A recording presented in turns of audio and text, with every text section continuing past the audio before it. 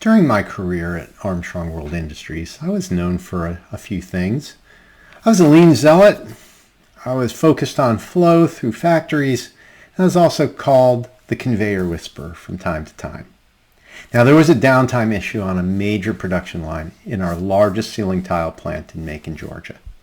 People had been working on this downtime issue for a number of months. So what value could I bring, and what did I know?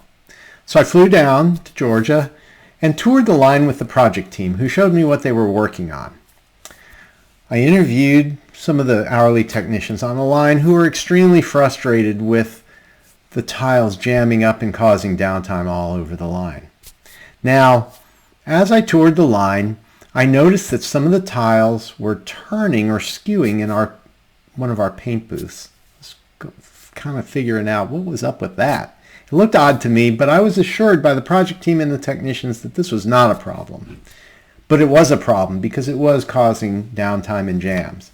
So I was assigned a small team of technicians looking for flow issues around the line because, after all, I was the conveyor whisperer. We walked around that paint booth and saw cables going through mountains of paint that had dried. And what it was doing was it was causing these cables to run at different speeds because they were getting pulled and stretched through this mountain of paint, which caused the tiles to turn because the cables were running essentially at different speeds. So I asked technicians the obvious question: how often is this paint cleaned that the cables are running through? And they looked at me as if I was from Mars and said, "We've never cleaned it."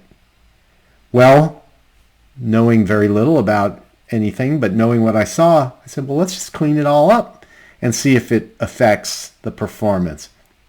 Well, guess what? The moment we cleaned the paint away, all cables were running at the same speed and the tiles went squarely through that paint booth, eliminating jams and downtime further down the line.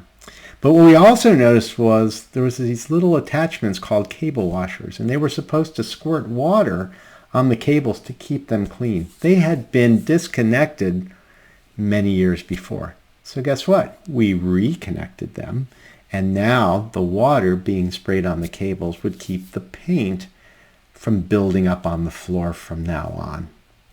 We also implemented an audit to make sure that we're verifying that the cable washers, as they were called, were still working, and from then on there were no jams or downtime around the line.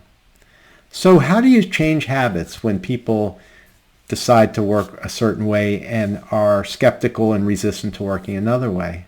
The way I learned is show results and habits will change. I hope this story provided you with some inspiration to revisit your own processes. I have a lot more I'd like to share. Head over to pi-partners.com to learn how I can help. And check back from time to time for more Kaizen stories.